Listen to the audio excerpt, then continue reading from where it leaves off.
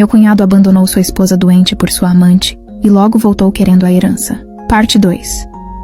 Dias depois de descobrir que Mônica estava em estado terminal com apenas alguns meses de vida, Bill não mostrou tristeza alguma. Sua única preocupação era a herança. Sua atitude me fez suspeitar e descobrir o plano que ele tinha contra nossa família. Mônica e eu tomamos medidas. Bill esperou 6 meses, mas o obituário nunca chegou.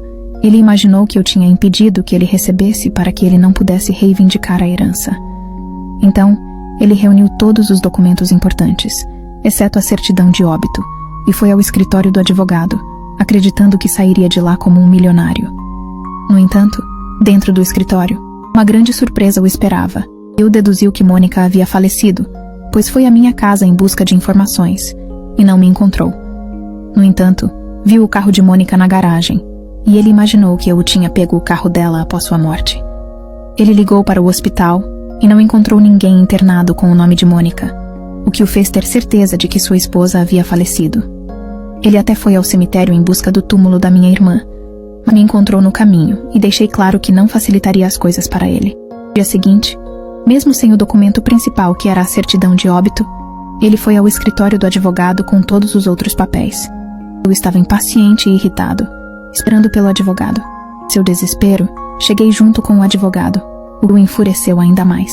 Ele gritou que eu não atrapalharia nada, mas depois ficou em silêncio quando o advogado finalmente falou. Antes de continuar, há algo que você precisa saber, disse o advogado. Hoje você não sairá daqui como um milionário, acrescentou. A raiva tomou conta de Bill enquanto ele processava essas palavras. Seu plano parecia a prova de falhas, e não havia como eu ter encontrado uma maneira de contorná-lo. Bill então perguntou: o que você quer dizer? Se é sobre o certificado de óbito que falta, a culpa é dela. Apontando para mim, ele continuou afirmando que de alguma forma eu havia impedido que o documento chegasse às suas mãos. O advogado explicou que esse não era o problema, e que tudo seria esclarecido em breve. Bill, já confuso e enfurecido, ouviu uma voz que reconheceu de longe. Mônica, disse com pânico no rosto. Era minha irmã, viva. O plano de Bill desmoronou, e ele percebeu que não herdaria mais nada. Quando Mônica estava em estado terminal, a medicina descobriu sua rara doença.